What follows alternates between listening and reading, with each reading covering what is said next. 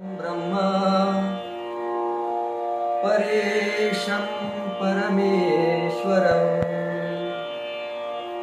विघ्नहरं शान्तं कान्तं पुष्टमनन्तकं सुरासुरेन्द्रैः विघ्नेन्द्रैः स्तुतं स्तौमि परात्परम्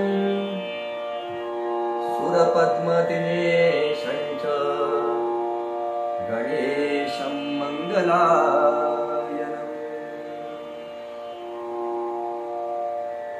वागीशायस्य वदने लक्ष्मीर्यस्य च वक्षसि यस्यास्ते हृदये संवित् तं नृसिंहमहं भजे।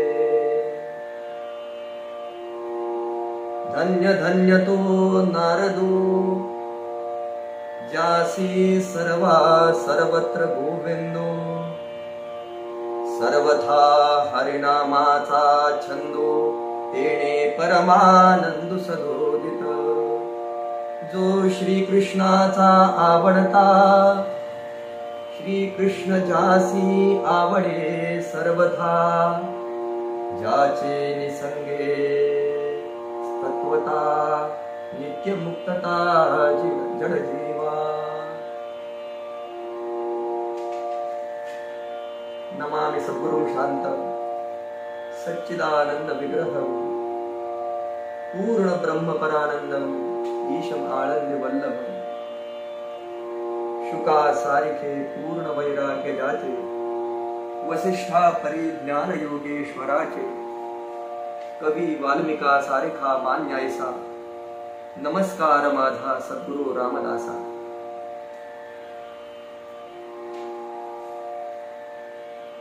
नारद भक्तिसूत्राचा विचार करत असताना देवर्षी नारदांनी सांगितलेल्या 16व्या भक्तिसूत्रापर्यंत आपण आलो होतो। त्यानंतर आपल्या श्रीमद दासबोधाच्या पारायणाची सांगता झाली। आपण सर्वजण समर्थांच्या चरणी सज्जनगडावर जाऊन आलात। आपल्या सर्व संत सज्जनांच्या चरणी साष्टांग नमन करतो आणि देवर्षी नारदांनी सांगितलेल्या 16व्या सूत्राचा अभ्यास यथामथी आपण करूया। पूजादिषु अनुरागः इति पाराशर्यः। देवर्षी नारदांनी भक्तीची व्याख्या सांगितली। भक्तीची व्याख्या सांगितल्यानंतर भक्तीचं स्वरूप सांगितलं, भक्ती कशाला म्हणायचं ते सांगितलं, भक्ती कशा प्रकारे केली पाहिजे, निरोध म्हणजे काय ते सांगितलं।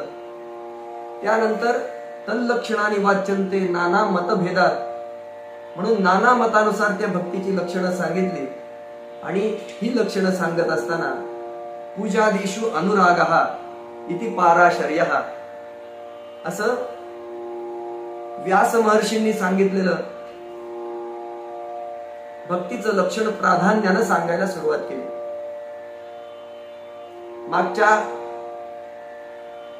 व्याख्यानाच्या वेळी आपण याचा थोडासा विचार करून आलो। कृष्ण द्वैपायन व्यास प्रत्येक चतुर्युगामध्ये येणाऱ्या द्वापर युगामध्ये होतात। या व्यास शब्दाची व्युत्पत्ती आपण पाहिली। विव्यास वेदान्यस्मात् तस्मात् व्यास इति स्मृतः। वेदाचा विस्तार ज्यांच्यापासून झाला म्हणून त्यांना व्यास असं म्हटलं जातं, हे आपण पाहिलं। राजहंस जसा पाणी आणि दूध एकत्र असल्यानंतर त्यातल्या दुधाचाच सार भाग जसा ग्रहण करतो तसं व्यास महर्षी हे वेद विभागी राजहंस आहेत असं साक्षात भगवंतांनी म्हटलं। आणि म्हणून देवर्षी नारदांनी सांगताना पहिल्यांदा महर्षी वेदव्यासांनी सांगितलेलं पूजादिषु अनुरागः इति पाराशर्यः हे सूत्र प्राधान्यानं पहिल्यांदा सांगितलं। मग पूजादी मध्ये अनुराग, पूजा नुसतं म्हणता नसता आलं का त्यांना, देवर्षी नारदांना, पण पूजा आदी असा जेव्हा उल्लेख येतो तेव्हा या पूजा आदी मध्ये व्रत, पर्व, महोत्सव, स्तोत्र, भगवंताची ज्या ज्या कारणाने म्हणून मानस पूजा वगैरे सगळ्या गोष्टी या पूजा आदी शु अनुराग हा, या सगळ्या गोष्टींमध्ये अनुराग असणं, प्रेम असणं म्हणजे भक्ती, असं पाराशर्यांनी म्हणजे महर्षी व्यासांनी म्हटल्याचं देवर्षी नारद इथे सांगतात. आपण एकांगा भक्ती आणि अनेकांगा भक्ती असाही विचार करून आलो की ज्या भक्तीमध्ये केवळ एका अंगाचाच विचार केला जातो, एकच अंग त्याच्यामध्ये विचारात घेतलं जातं. तसं श्रवण करताना आपण समोरचा वक्ता जे सांगतोय ते ऐकत असतो, ते त्याचं श्रवण करत असतो. त्याच्यामध्ये एकाच प्रकारची भक्ती आहे, श्रवण भक्ती. पण जेव्हा आपण प्रत्यक्ष पूजा करायला जातो तेव्हा या पूजेमध्ये मात्र अनेक अंग असतात. जसं आपण रोजच्या देवपूजेमध्ये पाहतो की आपण देवपूजा करण्यासाठी तिथे देवघरात जाऊन बसलेलो आहोत. देवघरात जाऊन बसल्यानंतर आपण सगळे देव काढायला सुरुवात केली. आपण देव नुसते काढतो का पूजेला काढताना? नेहमी आपण एखादं स्तोत्र म्हणतो किंवा आपल्याला जर पंचोपचार मंत्र येत असतील, षोडशोपचार मंत्र येत असेल तर त्या मंत्रांनी आपण देवतांचं आवाहन करून ते देव काढत असतो. म्हणजे एकाच वेळी आपण देवाची पूजा करतो, दुसऱ्या बाजूने आपण देवाला आवाहन करतो, स्तोत्र म्हणत असतो. म्हणजे आपण जर विचार केला तर आपल्या कर्मेंद्रियांनी म्हणजे हातांनी आपण देवांना काढत असतो, दुसऱ्या बाजूने तोंडाने आपला जप चालू असतो किंवा काही मंत्रांचे उपचार चालू असतात, तिसऱ्या बाजूने पाहिलं तर आपले नेत्रेंद्रिय या सगळ्या देवपूजेचं सुख घेत असतात. आम्ही त्या मूर्तींकडे अनिमिष नेत्रांनी पाहत असतो. आमच्या घरामध्ये जी कुठली मूर्ती असेल आमचं कुलदैवत म्हणून, ती मूर्ती काढताना भगवान गणेशाची मूर्ती असेल, नरसिंहाची मूर्ती असेल किंवा अन्य कुठल्याही देवतेची मूर्ती असेल, ती मूर्ती काढताना आपण त्या देवतेचं स्वरूप प्रत्यक्ष पाहत असतो. आणि हे देवतेचं स्वरूप आपण पाहत ही पूजा करत असतो. म्हणून या पूजा जो प्रकार आहे तो अनेकांगा भक्तीमध्ये मोडतो. एका अंगाने नाही भक्ती होत, याच्यामध्ये अनेक अंगाने भक्ती होत असते. या अर्चन म्हणजे नेमकं काय याची व्याख्या करताना शुद्धी न्यासादि पूर्वांग कर्म निर्वाह पूर्वकम अर्चनंतु उपचाराणाम स्यान मंत्रेणोपपादनम. देहाची शुद्धी षडंग न्यासपूर्वक पहिल्यांदा देहाची शुद्धी करावी लागते आणि सर्व उपचारांचं समर्पण त्या भगवंताला करावं लागतं. पूजा करत असताना हे पथ्य पाळणं फार महत्वाचं असतं. जे पिंडी ते ब्रह्मांडी असं जसं आपण म्हणतो तसं देवपूजा करताना तो केवळ एक उपचार न होऊ देता आपल्या मनातली भक्ती त्याच्यामध्ये ओतप्रोत उतरली पाहिजे. मी माझ्या बाबतीत जे जे सगळं करतोय ना ते माझ्या भगवंताच्या बाबतीत तसंच केलं पाहिजे, किंबहुना त्यापेक्षा थोडस जास्त उपचार माझ्याकडनं भगवंताच्या बाबतीत झाले पाहिजे. आपण भगवंताला उन्हाळ्यामध्ये शीत जलानं स्नान घालतो, हिवाळ्यामध्ये जसं आपण गरम पाण्यानं स्नान करायला लागतो तसं भगवंतालाही आपण उष्ण जलानं स्नान घालणं अत्यंत आवश्यक असतं. आपण ज्याप्रमाणे आपल्या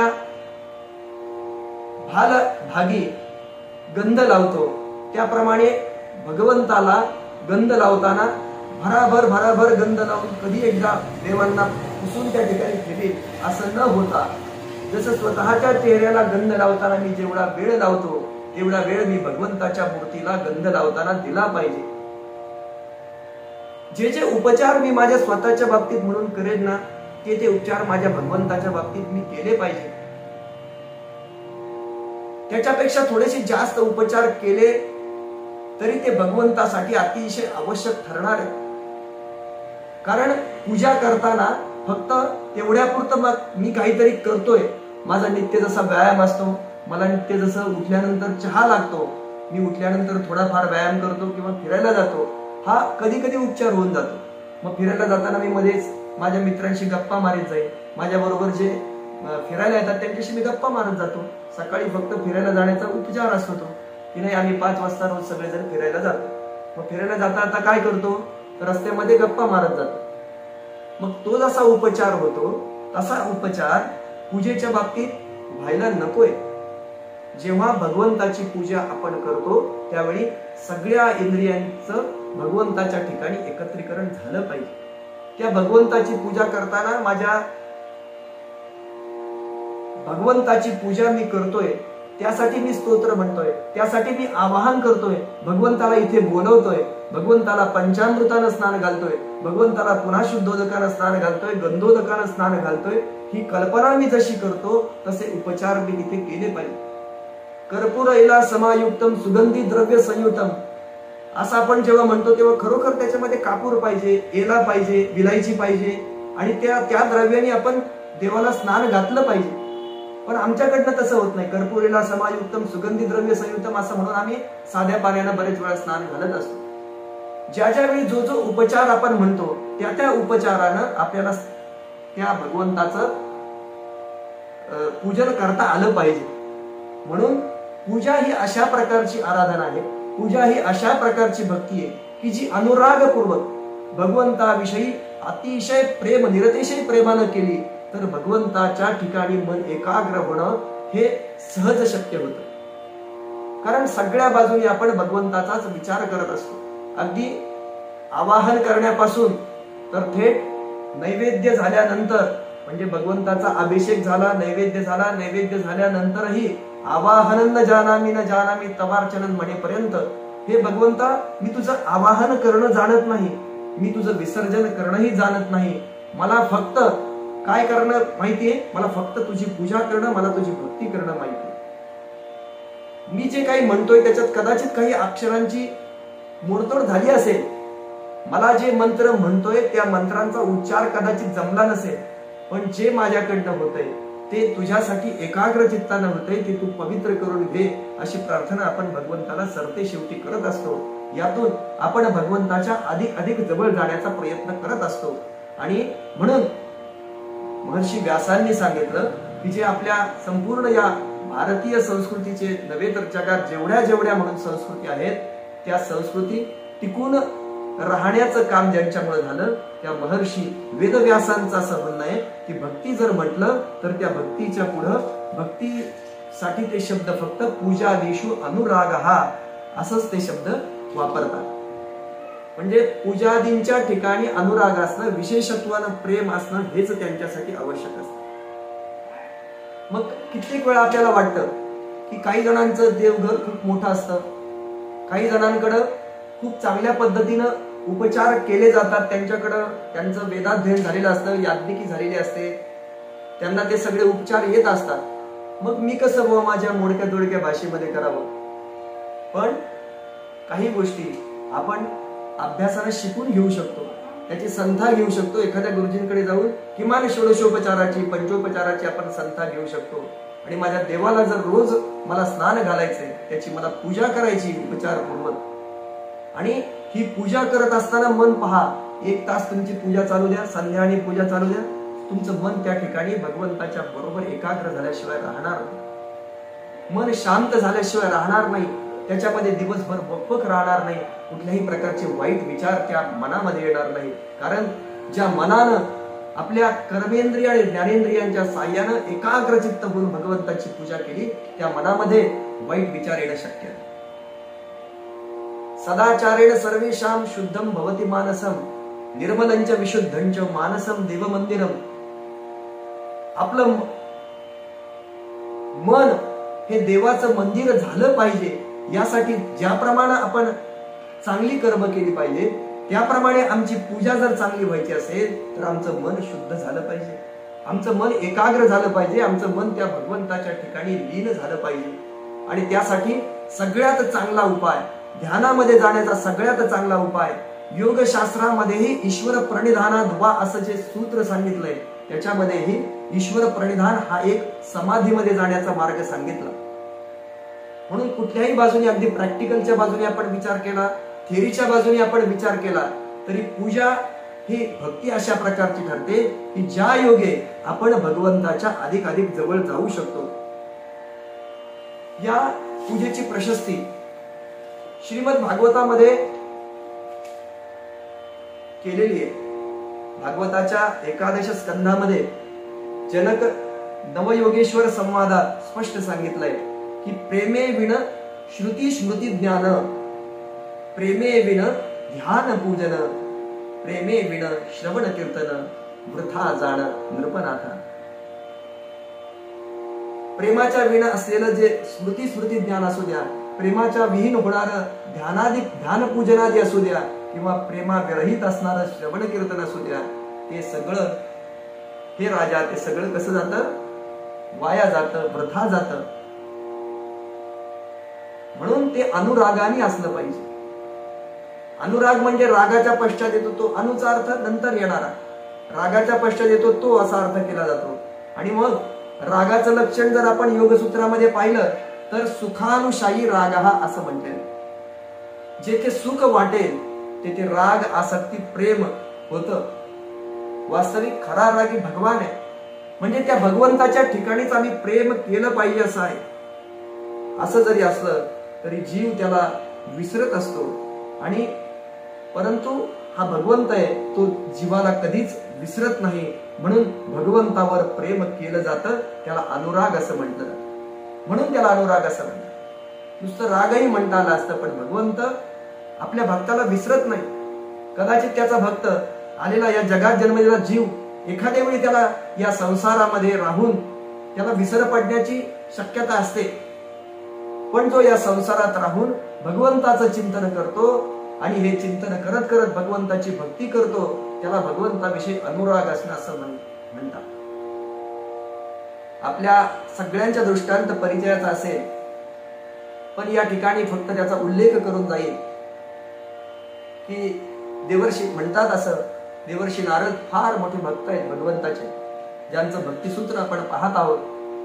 खरं तर त्यांच्या ठिकाणी अभिमान होणं शक्य नाही, पण अशी दृष्टांत कथा सांगितली जाते की जेव्हा मनुष्य आपल्या स्वतःला भगवंताचा निस्सीम भक्त समजायला लागतो, तेव्हा त्याला आपल्यापेक्षा मोठं या जगामध्ये कुणीतरी भगवंताचा भक्त असेल याची कल्पना सहन होत नाही. देवर्षी नारदांना असंच झालं, त्यांना अभिमान झाला. असं म्हणतात, माझ्यासारखा भगवत भक्त कुठेही नाही. नारायण नारायण नारायण असं म्हणत म्हणत अखंड त्रैलोक्यात संचार करणारा मी, आणि एका क्षणाचाही भगवत नामाचा खंड माझ्या या मुखात होत नाही असा असणारा मी, असा माझ्यासारखा भगवत भक्त या त्रैलोक्यामध्ये कोणी नाही असा अभिमान जेव्हा भक्ताला होतो, तेव्हा साहजिकच भगवंताला ते सहन होत नाही. आपल्या भक्ताला अभिमान झाला हे त्याला सहन होत नाही. आणि म्हणून तो त्यातून काहीतरी भगवंत युक्ती करत असतो की जेणेकरून आपल्या भक्ताचा झालेला अहंकार नष्ट होईल आणि त्या अहंकारातून तो पुढे निघून जाईल, त्याचा मोक्ष मार्ग सुलभ होईल. देवर्षी नारदांना झालेला हा अहंकार भगवंत जाणतात.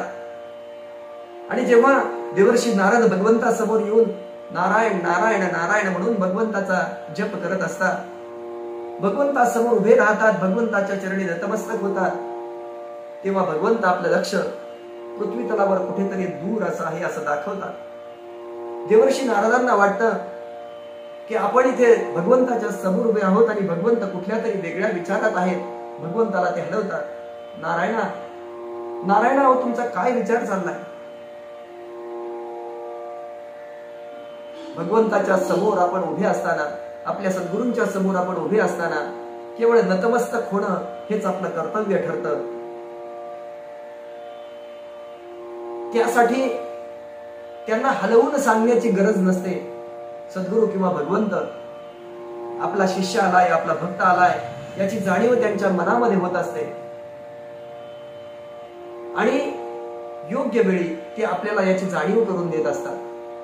देवर्षी नारदांना राहावलं नाही. देवर्षी नारद त्या ठिकाणी भगवंताला विचारतात, देवा रे देवा तुमचं लक्ष कुठे आहे? कुठे आहे तुमचं लक्ष? देव सांगतात, त्या पृथ्वी तलावर एक जो शेतकरी आहे, तो शेतकरी माझा खरा निस्सीम भक्त आहे. माझ्या चिंतनामध्ये असतो तो नेहमी. मला एक ठराविक वेळ तो देत असतो. देवर्षी नारदांना मनातून वाईट वाटतं की आपल्यापेक्षा श्रेष्ठ कुणीतरी भगवंताचा भक्त आहे असं साक्षात भगवंताचं म्हणणं आहे. आपण जाऊन पाहिलं पाहिजे काय कसा भक्त आहे तो, कशा प्रकारे भक्ती करतो. देवर्षी नारद त्रैलोक्यामध्ये संचार करण्यात प्रवीण आहे. सगळीकडे फिरत असतात, त्यांना कुठेही प्रतिबंध नाहीये.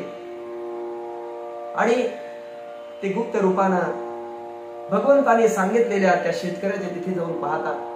शेतकऱ्याची दिनचर्या पाहायला जातात. शेतकरी सकाळी उठतो, स्नान करतो, स्नान करून भगवंताची 2-3 स्तोत्र म्हणतो, देवाच्या पुढे जातो, एक अगरबत्ती लावतो, भगवंताचं एकाग्र मनानं चिंतन करतो. 10 मिनिटांमध्ये भगवंताचं चिंतन करतो आणि आपल्या कामाला जातो. कामाला गेल्यानंतर तिथे तो शेतातलं काम करताना, मग त्याचं कुठलंही काम असेल, तिथे तो जाऊन दारे धरत असेल, तिथे तो नांगरट करत असेल, कुठलंही काम असू द्या, ते काम करत असताना अखंड भगवंताचं चिंतन तो शेतकरी करत असतो. दुपारी मस्त जेवण करतो. संध्याकाळी दुपारच्या सत्रामध्ये पुन्हा तो काम करतो. संध्याकाळी घरी येतो. घरी आल्यानंतर संसाराला जे काही कमी जास्ती आहे त्याचा विचार करून ते आणणं किंवा व्यवस्थित ठेवणं याचा तो विचार करतो. रात्री झोपताना भगवंताचं चिंतन एक 5 मिनिट करत असेल. ही सगळी दिनचर्या देवर्षी नारद पाहतात. भगवंताकडे येतात, भगवंताला विचारतात, अरे देवा तो काय करतोय? सकाळी 10-15 मिनिटं तुझं चिंतन करतो आणि संध्याकाळी 10 मिनिटं तुझ्याकडे बघ तुझं चिंतन करतो. दिवसभरात तुझ्यासाठी अर्धा तास वेळ देतो आणि तू म्हणतो माझा सगळ्यात मोठा भक्त हा आहे. काय त्याच्या भक्तीमध्ये विशेष आहे? भगवंत त्यांना सांगतात की काही नाही नारदा, तुला मी एकच काम सांगतो की तू आता मी तुला हा कलश भरून देतो. हा कलश डोक्यावर ठेवायचा आणि यातील एकही थेंब न सांडू देता दिवसभर तो आपल्या शिरावरनं, आपल्या शिरकमलावरनं तो मिरवायचास आणि संध्याकाळी मला परत येऊन भेटायचं. झालं. सोपं काम सांगितलं नारदांना वाटतं. देवर्षी नारद तो कलश आपल्या शिरकमलावर ठेवतात आणि सगळीकडे संचार करायला लागतात. पण थोड्याच वेळात त्यांच्या असं लक्षात येतं की आपल्या डोक्यावर ठेवलेला तो चंबू आहे, जो कलश आहे, त्यातून पाणी थेंबर जरी सांडलं तरी माझी भक्ती त्या शेतकऱ्यापेक्षा कमी होईल. मग त्यांचं सगळं लक्ष त्या पाणी सांडू नये याकडे लागून राहतं आणि सगळीकडे संचार करत असताना तो कलश सांडणार नाही याकडे नारदांचं जास्त लक्ष असतं. आणि संध्याकाळी ठरल्याप्रमाणे भगवंताकडे येतात. भगवंत त्यांना पहिलाच प्रश्न विचारतात की आज दिवसभरात किती वेळा नामचिंतन झालं, किती वेळा मी तुझ्या आठवणीत आलो. हे जेव्हा भगवंत विचारतात तेव्हा देवर्षी नारद सांगतात, देवा आज तुम्हाला दुसरं काम दिलं होतं. त्याच्यात सांगितलं की या कलशातनं पाणी पडलं नाही पाहिजे म्हणून माझं लक्ष दिवसभर तिकडे होतं. आणि भगवंत तेव्हाच देवर्षी नारदांना सांगतात की या पृथ्वी तलावरचा शेतकरी भक्त श्रेष्ठ या करता आहे की तो संसारात राहून नित्य त्याची सगळी कामं करता करता तो माझी आठवण ठेवतो, माझं चिंतन करतो, आपण केलेली सगळी कर्म तो मला समर्पण करतो. हे भगवंता मी सगळं तुझ्यासाठी केलंय, हे भगवंता मी तुझ्या करता हे सगळं करणार आहे असं तो माझ्यासाठी सगळी कर्म समर्पण करतो. त्यानं मला आठवण्याचा कालावधी, मला स्मरण करण्याचा कालावधी कदाचित कमी जास्त असू शकेल, परंतु सगळ्या त्याची कर्म करत असताना अखंड माझ्या नामचिंतनामध्ये राहणं, काम करता करता नामचिंतनामध्ये राहणं आणि काही काम न करता नामचिंतनामध्ये राहणं याच्यामध्ये खूप फरक आहे. आपला कर्मयोग करता करता भगवंताच्या भक्ती योगामध्ये राहणं हे जसं त्या भक्तांनी करून दाखवलं तसं आमच्या सगळ्यांसाठी, आमच्या या पृथ्वी तलावरच्या सगळ्या मानव देहधारी आपल्या सगळ्यांसाठी हे अत्यंत आवश्यक आहे. की आपण आपली कर्म संसारात राहून जी जी कर्म म्हणून करू ती सगळी कर्म करताना भगवंताची आठवण राहणं हे अतिशय आवश्यक आहे. आणि म्हणून हे पूजेसारखं कर्म आहे की जी पूजा करताना आमचं लक्ष विचलित होता कामा नये. एखाद्या वेळी आमच्याकडे दूध ठेवलं असेल गॅसवर, आमचं देवघर स्वयंपाकघराच्या जवळ असेल आणि दूध ओतू चाललं तर आमचं लक्ष आपोआप समोरच्या दुधाकडे जातं आणि आम्ही इकडे देवतेचं आवाहन करत असतो. आवाहन आरती अक्षदाम समर्पयामी म्हणतो, इकडे लगेच म्हणतो अगं तुझं दुधाकडे लक्ष नाही का? अरे तिकडे बोलव पटकन, त्याला दूध ओतू चाललंय. दुसरा मंत्र म्हणत असताना कुणीतरी आपल्याला हाक मारतं, त्यालाही आपण मध्ये उत्तर देऊन जातो. असे अनेक प्रमाद आमच्याकडनं ही पूजा करत असताना घडत असतात. म्हणून पूजा करत असताना विशेषत्वानं हे ध्यानात घेतलं पाहिजे की आम्ही अखंड त्या भगवत नाम संकीर्तनामध्ये असलं पाहिजे.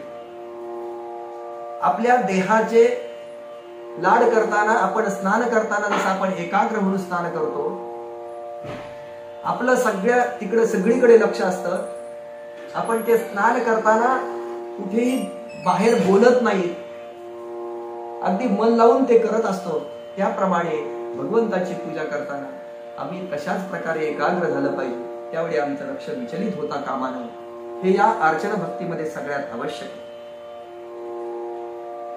यदा कदाचित पूजा साहित्य आम्हाला उपलब्ध होणार नाही, पण मनोमय पूजा हे चिपडी हे केशव राजा मानस पूजा सगळ्यात श्रेष्ठ सांगितली. एखादा परिस्थितीने गरीब असेल, पूर्व कर्मार्जित प्रारब्ध भोगामुळे कदाचित एखाद्याच्याकडे धनसंचय नसेल तर त्यानं मनानं पूजा करावी, भगवंताची मानस पूजा करावी. आमच्याकडे पाथर्डीला भगवान तपनेश्वरांचं 40 वर्षापेक्षा जास्त सप्ताह झाले आणि महाशिवरात्रीच्या दिवशी परमपूज्य सद्गुरु काकाजींच्या मागे आम्ही सगळे जण, पाथर्डीतले सगळे नागरिक मानसपूजा करत असतो. या मानसपूजेमध्ये एकदा तो निशित कालात त्या भगवान तपनेश्वराच्या प्रांगणामध्ये सगळे एकत्र बसलो. सगळे लाईट बंद होतात. पूज्य काकाजी समोरून 3 वेळा ओंकाराचा जप करून नंतर मानसपूजेला सुरुवात करतात. आणि एक एक उपचार, जो षोडशोपचारांमधला उपचार आहेत, आवाहन असेल, आवाहन करून अर्घ्य पाद्य त्याचं पूजन असेल, त्यानंतर नैवेद्य असेल, अभिषेक असेल, हे सगळे उपचार ते अक्षरशः डोळ्यासमोर उभे करतात. आणि अशा मानस पूजेने जरी आम्ही भगवंताला आवाहन केलं तरी ते भगवंताला अगदी मान्य होण्यासारखं असतं. याचा एक दृष्टांत असा सांगितला जातो की एका गावामध्ये एक ब्राह्मण राहायचा. दारिद्र्याने तो प्रचंड पीडित होता, खूप दारिद्र्य होतं त्याच्याकडे. पण त्याची एका गोष्टीवर श्रद्धा होती की आपल्या पूर्व कर्मामुळे हे सगळं घडतंय, आपला काहीतरी प्रारब्ध बाकी आहे म्हणून हे सगळं होतंय, याच्यावर त्याची पूर्ण श्रद्धा होती. आणि म्हणून तो समाधानाने राहायचा, अगदी समाधान त्यानं राहायचा. पण त्याला एकच वाईट वाटायचं की आपली परिस्थिती गरीब आहे ना, म्हणून आपल्याकडून भगवंताला सगळे उपचार अर्पण केले जात नाहीत, आपल्याकडून भगवंताची यथायोग्य पूजा होत नाही. जसे उपचार करायला पाहिजे तसे भगवंताला माझ्याकडनं होत नाही, याची खंत त्याच्या मनामध्ये नेहमी राहायची. आणि मग पण त्याच्या मनात भगवंताविषयी प्रचंड प्रेम होतं. गावात कुठे कथा सुरू झाली की हा तिथे ऐकायला जायचा. आणि या ब्राह्मणानं जेव्हा गावामध्ये कथा चालू होत असते, भगवंत नामाची कथा चालू असते, तिथे हा ब्राह्मण कथा ऐकायला जातो आणि तिथे मानसपूजेचं महत्व सांगितलं जातं. ही मानसपूजा कशी श्रेष्ठ आहे तिथे पटवून दिलं जातं. आणि मग त्या ब्राह्मणाला अतिशय आनंद होतो मनात. जरी आपल्याकडे उपचार करण्यासाठी द्रव्य इत्यादी नसलं तरी आता मनानं मात्र आपण भगवंताला सगळ्यात श्रेष्ठ जे आहे ते आपण अर्पण करू शकतो. आणि मग तो रोज मानस पूजा करायला लागला. रोज स्नान झालं की संध्या करून देवाची मानस पूजा करायचा, मानस पूजा तासन तास करायचा. देवाला स्नानासाठी गंगेचं पाणी, यमुनेचं पाणी, समुद्राचं पाणी घेऊन यायचा. मानस पूजा करण्यासाठी लांब जाऊन, मनाला तिकडे घेऊन जाऊन हे सगळं गंगा यमुनेचं पाणी तो आणायचा. उपचारासाठी गावरान तूप वापरायचा. उपचारासाठी हे सगळ्या गोष्टी, सुगंधित गंध वापरायचा, चंदन वापरायचा, हे सगळ्या गोष्टी तो देवासाठी करायचा. असं त्याच्याकडनं रोज चालायचं. एके दिवशी अशीच मानस पूजा करत असताना भगवंताला तो खीर करतो तयार, आणि घाई गडबडीत त्यानं ती साजूक तुपाची मानस पूजेत केलेली खीर असते, आणि त्याला असं वाटतं की आपण भगवंताला ही खीर आता समर्पित केली, पण हे करताना माझ्याकडनं ती खीर गार करायचं विसरलो मी. गरम गरम खीर तशीच भगवंताला नैवेद्याला समर्पण केली गेली. भगवंताला कदाचित ती पोळण्याचा संभव आहे म्हणून तो स्वतःची बोटं घालून पाहतो, आणि त्याला ते पोळतात. त्याची दोन्ही बोटावर ती खिरीत घातलेली जी बोट असतात ती बोटावर त्याला पोळलं जातं, आणि तो पोळल्यामुळं तो मानस पूजेतून बाहेर येतो. मानस पूजेतून बाहेर येतो आणि पाहतो तर त्याची दोन बोट खरोखर भाजलेली असतात. आणि त्याचं हे पूजा पाहून, त्याची ही मानस पूजा पाहून इकडे वैकुंठामध्ये क्षीरसागरावर शेषशाही भगवान विष्णू लक्ष्मीकडे हसत हसत पाहतात. आणि त्या ब्राह्मणाला त्या मानस पूजेचं फल म्हणून इतकं शीघ्र फल मिळतं की त्याला आणण्यासाठी लगेच विमान पाठवलं जातं, आणि त्या ब्राह्मणाला विष्णूचं स्वरूप त्या ठिकाणी प्राप्त होतं. म्हणजे मानस पूजेची एवढी प्रशस्ती सांगितली. दृष्टांत सांगितला यासाठी की पूजादिषु अनुराग, हा अनुराग कसा पाहिजे, पूजा इत्यादिकांमध्ये प्रेम कसं पाहिजे, पूजा करताना कशा प्रकारे केली पाहिजे, हे जेव्हा आपण दृष्टांताने समोर ठेवू तेव्हा आमच्या पूजेमध्ये निश्चितपणाने असा बदल, सकारात्मक बदल होईल. आणि कदाचित या सगळ्या पुराणातल्या कथा म्हणून आपण बाजूला ठेवून दुसऱ्या बाजूला चिंतन केलं की सुखानुशाही राग, हा योगशास्त्राचं प्रॅक्टिकलच्या दृष्टीने चिंतन केलं आणि ईश्वर प्रणिधानाद्वा या दृष्टिकोनातून आम्ही विचार केला, तर त्या भगवंताकडे जाण्यासाठी, त्या समाधीमध्ये जाण्यासाठी, मनाचं एकाग्र साधण्यासाठी, मनाचं चांचल्य दूर करण्यासाठी आम्ही त्या पूजेच्या ठिकाणी एकरूप झालो, तर ती पूजेची भक्ती खरोखर सर्वश्रेष्ठ अशा प्रकारची भक्ती होईल. आणि म्हणूनच भगवंतांनी श्रीमद भागवताच्या 11 स्कंदामध्ये 4 श्लोकामध्ये आपल्या उद्धवांना या भक्ती योगाचा विचार सांगितला. मज्जन्म कर्म कथनम मम परवानुमोदनम गीता तांडवादित्र गोष्टीभिर्मद्गृहोत्सव. माझ्या जन्माचा, त्याचप्रमाणे माझ्या लीलांच्या कथा सांगणं आणि माझे जयंती आदी उत्सव करणाऱ्या आनंदाने सर्व प्रकारे भाग घेणं, यालाही पूजा भक्ती असं म्हणता येतं, असं भगवंत स्वतः सांगतात. यात्रा बलिविधानंच सर्व वार्षिक पर्वसु वैदिकी तांत्रिकी दीक्षा मदीय व्रतधारणम. सगळ्या प्रकारच्या जयंती आदी उत्सवात भाग घेणं, गायन, नर्तन, वादन, कथा यांच्या साह्यानं माझ्या मंदिरामध्ये उत्सव करणं आणि सर्व वार्षिक पर्वकालामध्ये तीर्थयात्रा करणं, मला तुळशी फुले नैवेद्य अर्पण करणं, वेदविहित आणि तंत्रोक्त दीक्षा घेऊन त्यात सांगितल्याप्रमाणे नाना प्रकारच्या व्रतांचं अनुष्ठान करणं, मूर्ती स्थापना करण्याविषयी पूर्ण श्रद्धा ठेवणं, सामर्थ्य असल्यास भक्तांनी एकट्यानं किंवा अनेक भक्तांनी मिळून फुलांची बाग, फुलझाडांचा मळा, क्रीडास्थान आणि आपल्या नगरामध्ये एखादं सुंदर मंदिर निर्माण करणं, त्याच्याविषयी उद्योग करणं. एवढंच नाही तर त्या मंदिरात जाऊन झाडून घेणं, त्या मंदिरातला केर काढणं, ते मंदिर स्वच्छ करणं, सावरणं, त्यातला चित्रविचित्र भाग काढून टाकणं, त्या मंदिरापुढे रांगोळ्या काढणं इत्यादिकांच्या योगानं या भगवंताची पूजा करता येते, असं भगवंत स्वतः सांगतात. 11 स्कंदामध्ये भगवंतांनी स्वतः सांगितलंय की पूजा कशा प्रकारे करावी, या सगळ्या मार्गांनी पूजा करता येते. मात्र फळ हे फुल उद्यानांचं निर्माण करताना त्यातली फुलं विशेषत्वानं भगवंतासाठीच वापरली गेली पाहिजेत, याकडे कटाक्ष असणं अत्यंत आवश्यक आहे. मग भले तो आमचा व्यवसाय असू द्या फुलाचा, पण आमच्याकडे हे तत्व असलं पाहिजे की माझ्याकडे 1 एकर जमीन आहे, त्यातला अगदी 3 म्हणजे 2 गुंठे का होईना, त्या 2 गुंठ्याचा भाग मी भगवंताच्या फुलांसाठी, भगवंताला फुलं अर्पण करण्यासाठी मी त्याचा वापर करीन. उरलेल्या 38 गुंठ्यामध्ये मी व्यापार करीन, ती फुलं कशासाठी वापरेन, पण 2 गुंठे फुलं मी अशा याच्यासाठी वापरेन की त्याच्यातनं भगवंताची पूजा घडली पाहिजे. म्हणून या सगळ्या मार्गानं भगवंताची पूजा होणं अत्यंत आवश्यक आहे. आणि म्हणून देवर्षी नारद या ठिकाणी पूजादिषु अनुरागः हे सूत्र प्राधान्यानं सांगतात. नाना लक्षण मतभेदात असं म्हटल्यानंतर पहिलं सांगितलं, देवर्षी व्यासांनी सांगितलं पूजादींच्या ठिकाणी अनुराग हे पहिलं सांगितलं. आणि मग पुढच्या सूत्रामध्ये देवर्षी नारद सांगतात कथादिषु इति गर्गः. गर्ग मुनी काय सांगतात की भगवत कथांच्या ठिकाणी अनुराग ठेवणं म्हणजे भक्ती होय, असं गर्गाचार्य समजतात.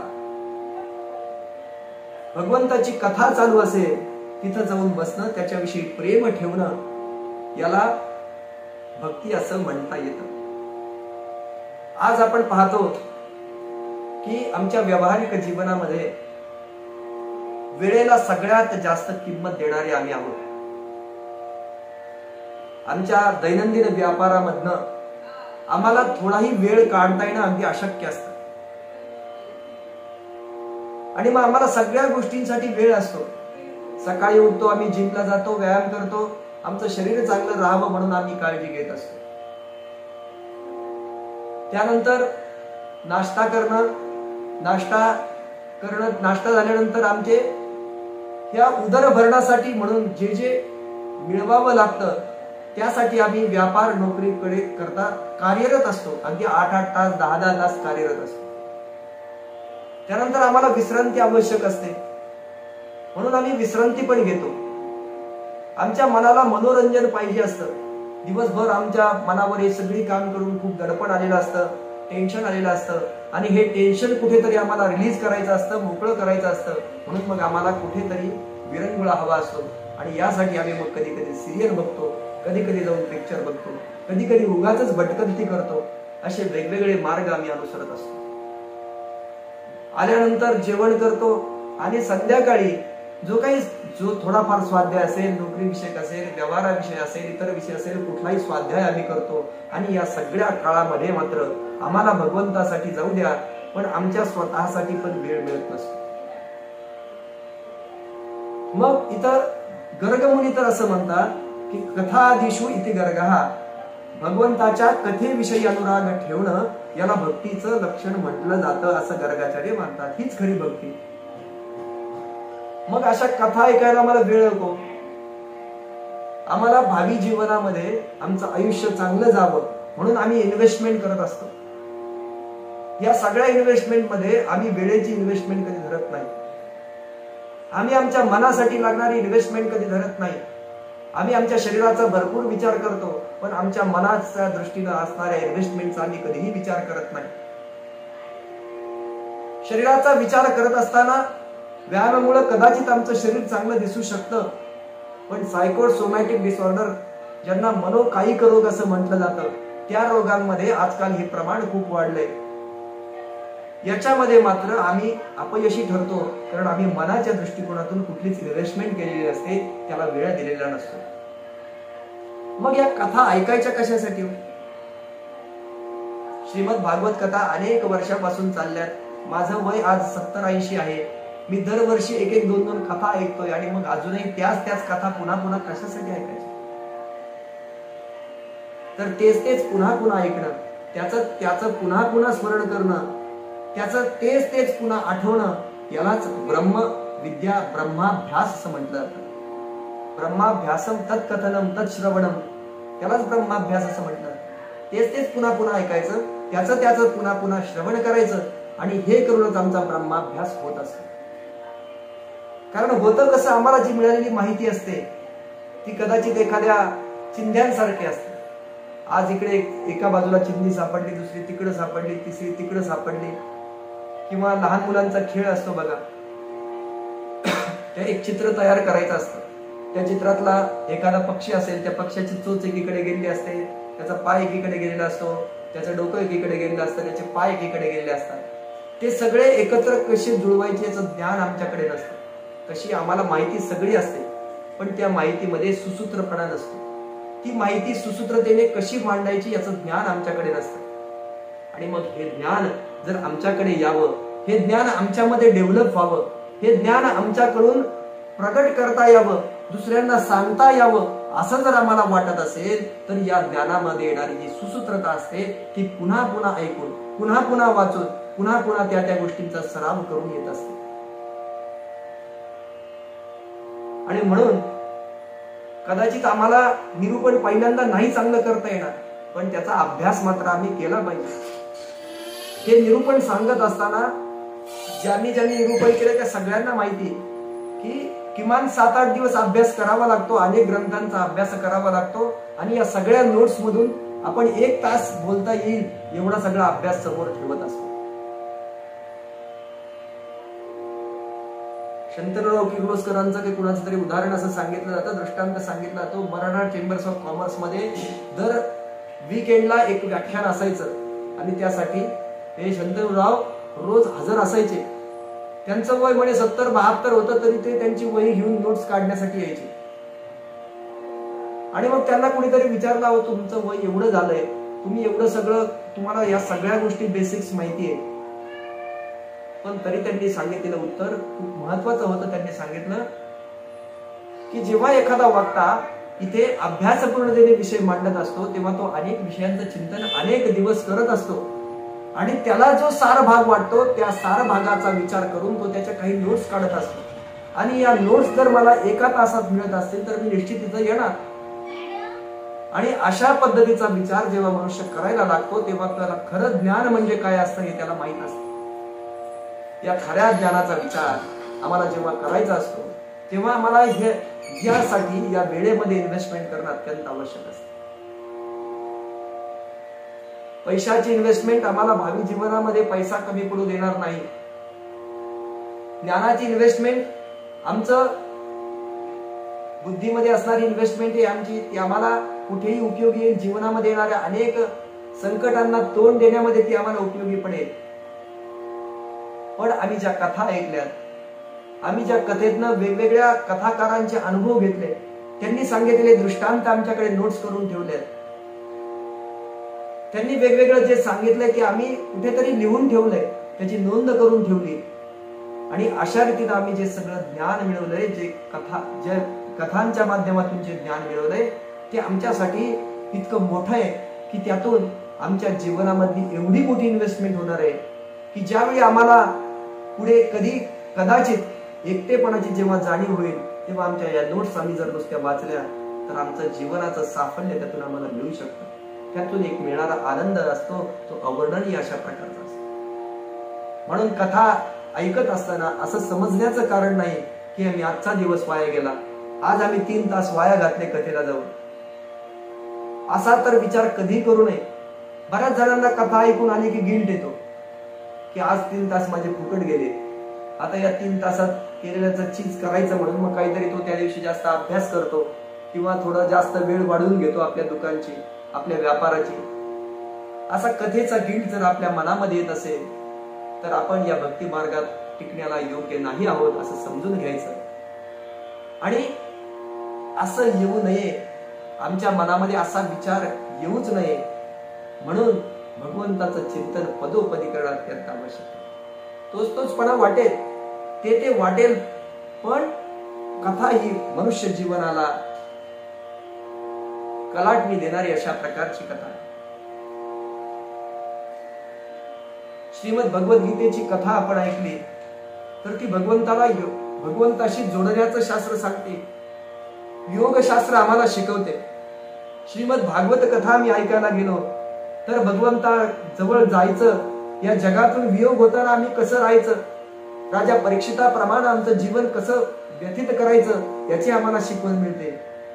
आणि प्रभू रामचंद्रांची रामायणाची कथा जर आम्ही ऐकली तर जीवनामध्ये प्रत्यक्ष वागायचं कसं, प्रयोग कसा करायचा, प्रयोगशास्त्र कसं आहे हे जर आम्हाला जाणून घ्यायचं असेल तर प्रभू रामचंद्राचं चरित्र आम्ही सगळ्यांनी ऐकलं पाहिजे. असे वेगवेगळ्या कथांचे वेगवेगळे, खरं पाहायला गेलं तर एक कथांचे काय म्हणतात त्याला, कथांपासून मिळणारं फळ. पण या फळाच्या दृष्टिकोनातून आम्ही कधी विचार करायचा नाही. जेव्हा आम्ही हे सगळं फळ म्हणून विचार करतो, भगवंताकडे जाण्याचा मार्ग म्हणून त्याचा विचार करत नाही, तर भगवंताला साधन ठेवून या सगळ्या गोष्टींना साध्य मानतो, तेव्हा त्याला भक्ती म्हणता येत नाही. म्हणून कथा आम्ही याच्यासाठी ऐकायची, फक्त आणि फक्त यासाठी ऐकायची की आम्ही भगवंताच्या नामामध्ये अखंड तल्लीन राहिलं पाहिजे. माझ्या गावामध्ये, माझ्या परिसरामध्ये आज कथा आहे, मला नाही 7 दिवस शक्य होणार, पण 3-4 दिवस जाणं मला शक्य आहे, मग मी तिथे जाऊन वेळ दिला पाहिजे. भले मला तिथं कुठे जाऊन असं एखादा मान देणार नाही, पण मी सगळ्यांच्या मागे जाऊन ती कथा ऐकेन. प्रत्येक कथाकारांच्या मुखातून येणारे वेगवेगळे दृष्टांत मी माझ्या आठवणीत ठेवेन, साठवून ठेवेन, त्याचे नोट्स करून ठेवेन, असा माझा विचार असला पाहिजे. आणि म्हणून गर्गाचार्यांनी सांगितलंय, गर्ग मुनी आपल्या सगळ्यांना माहिती आहे की यादवांचे ते कुलगुरू होते.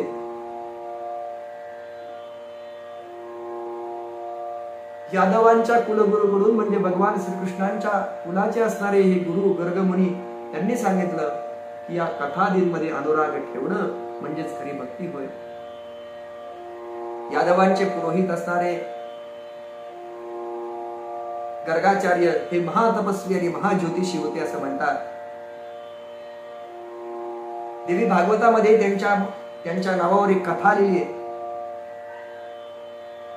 आपल्या सगळ्यांना माहिती आहे की वसुदेव देवकींचं जेव्हा कंस त्यांना त्या कारागृहामध्ये डांबून ठेवतो, त्यांना तिथे या बोलीवर ठेवतो की तिला, देवकीला जी मुलं येतील जन्माला, ती सगळी मुलं वसुदेवानं कंसाकडे आणून द्यायची.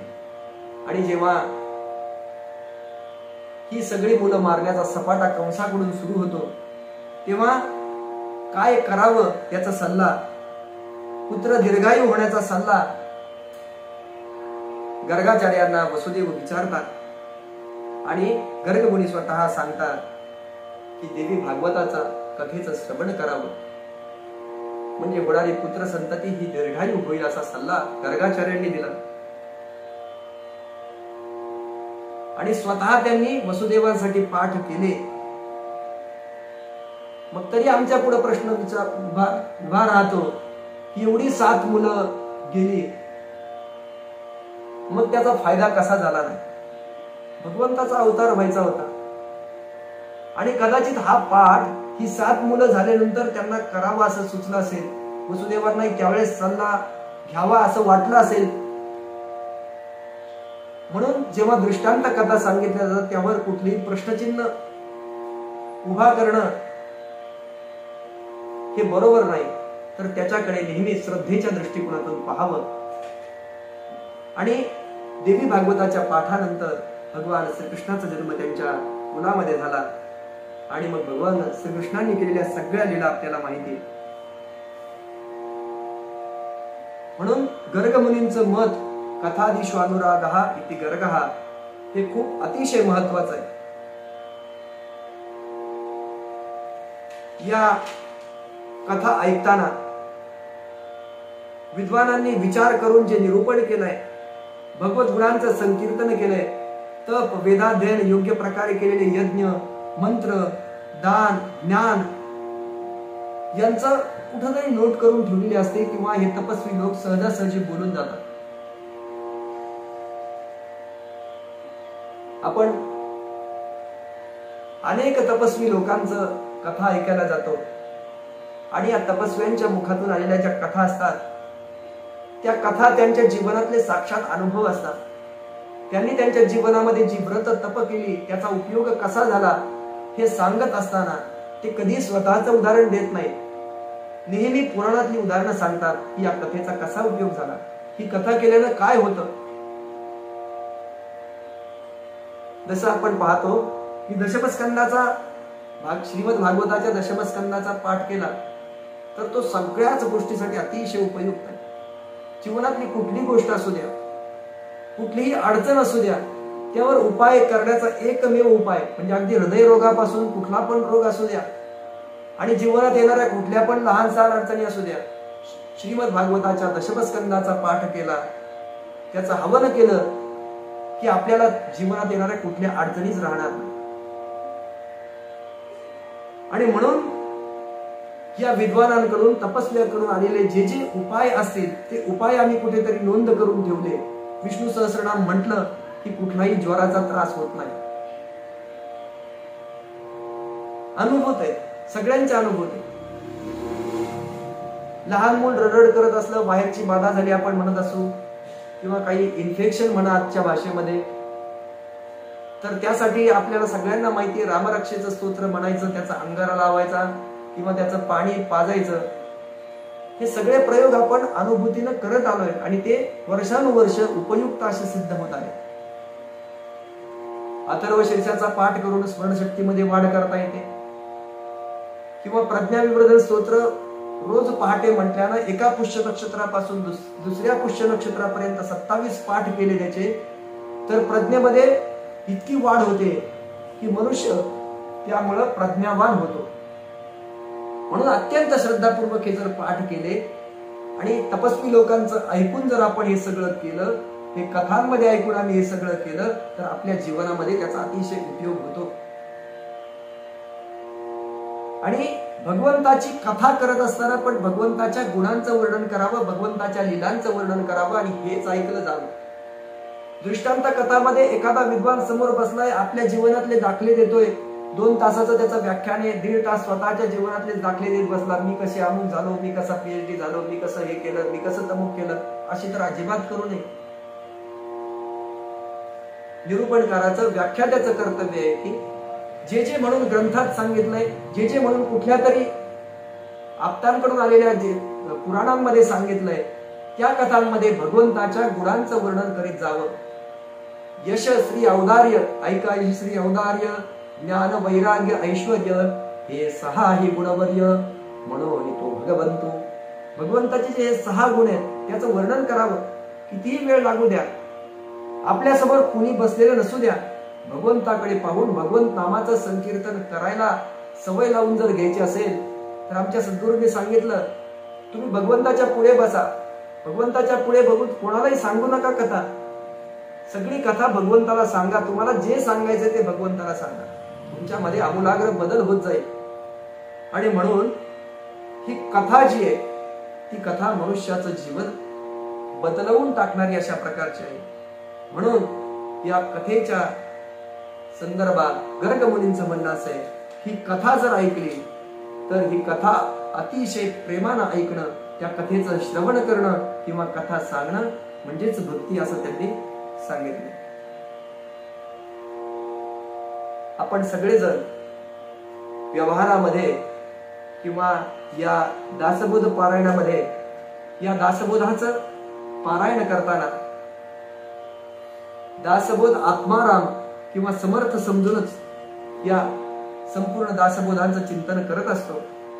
ज्या ज्या त्यातल्या दासबोधातल्या ज्या आम्ही ओव्या वाचतो त्या सगळ्या ओव्यांचं चिंतन आमच्याकडून त्या दिवशी जर झालं तर त्या ओव्या आमच्या जीवनामध्ये आमूलाग्र बदल घडून आणतील.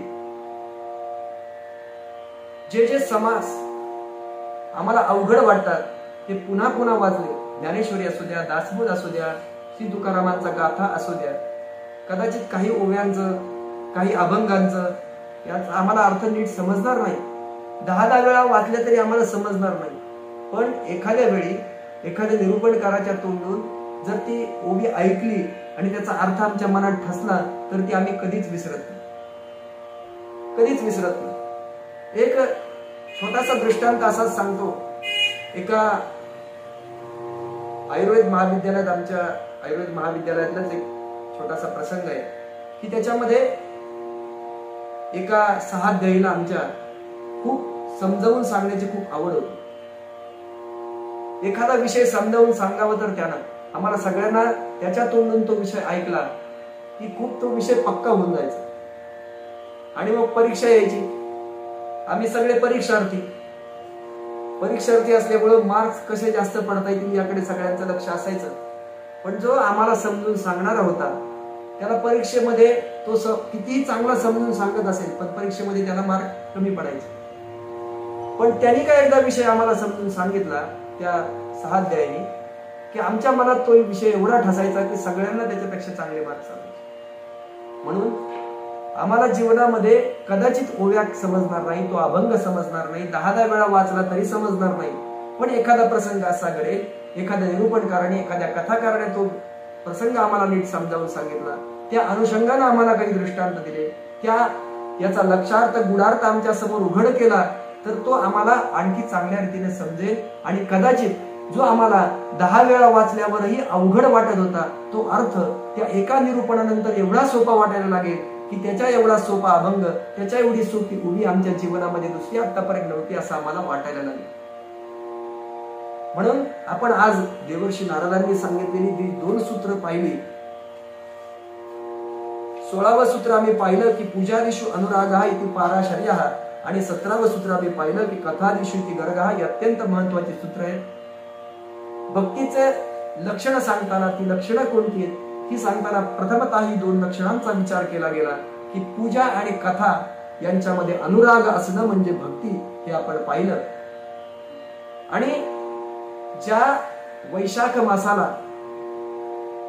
भगवान विष्णूंची उपासना करण्याचा श्रेष्ठ असा मास मानला जातो, त्याचप्रमाणे आज सुरू होणारी आणि उद्या संपणारी अमावस्या की जिला भाऊका अमावस्या किंवा शनैश्चर जयंती असं म्हटलं जातं, या शनैश्चर जयंतीच्या पर्वावर आज आपल्या सगळ्यांकडनं या भक्तीच्या 2 सगळ्यात चांगल्या पैलूंचं चिंतन आमच्याकडून झालं. एक तर पूजेचं चिंतन झालं आणि एक तर कथेचं चिंतन झालं. आणि जर का आम्ही देवर्षी नारदांनी सांगितल्याप्रमाणे आणि महर्षी गर्गांनी सांगितल्याप्रमाणे या दोन्हींचा उपयोग जर आमच्या उद्याच्या याच्यात केला, आम्ही उद्या शनी महात्म्य वाचणार असू द्या, शनीचं स्तोत्र वाचणार असू द्या किंवा नरसिंहाचं स्तोत्र वाचणार असू द्या, अमावस्येच्या निमित्तानं आम्ही जे जे करणार आहोत या वैशाख पर्वावर सर्वार्थ सिद्धी योग आहे असं पण उद्या म्हणतात सगळेजण की या योगावर जे जे आम्ही करू ती सोमवार येणारी अमावस्या आम्हाला त्याचं फळ अनंत पटीने देत असते. आणि म्हणून आम्ही सगळेजण या सर्वार्थ सिद्धी पर्वावर, या सोमवती अमावस्येच्या पर्वावर अधिकाधिक दृष्टीने सखोल अभ्यास आम्हाला दासबोधाचा कसा करता येईल, आम्हाला या भगवंताकडे जाण्याचा मार्ग कसा आणखी लवकर सापडेल याचा विचार करत देवर्षी नारदांनी सांगितलेली 2 साधनं, पहिली पूजा आणि महर्षी गर्गांनी सांगितलेलं कथा, या साधनांचा विचार आणखी खोलवर करून आमच्या अंतरंगामध्ये ते ठसवूया एवढं या निमित्तानं इथं आपल्या समोर ठेवतो. आज हे झालेलं पुष्प जे आहे ते सद्गुरूंच्या चरणी, समर्थांच्या चरणी, श्रीमद दासबोधाच्या चरणी समर्पित करतो. आपल्या सगळ्या श्रोतृवृंदांच्या चरणी समर्पित करतो. कायेन वाचा मनसेंद्रियेण वा बुद्ध्यात्मना वा प्रकृती स्वभावा करोमि यद्यत् सकलं परस्मै नारायणाय समर्पयामि. एवढं बोलतो या ठिकाणी सांगतो.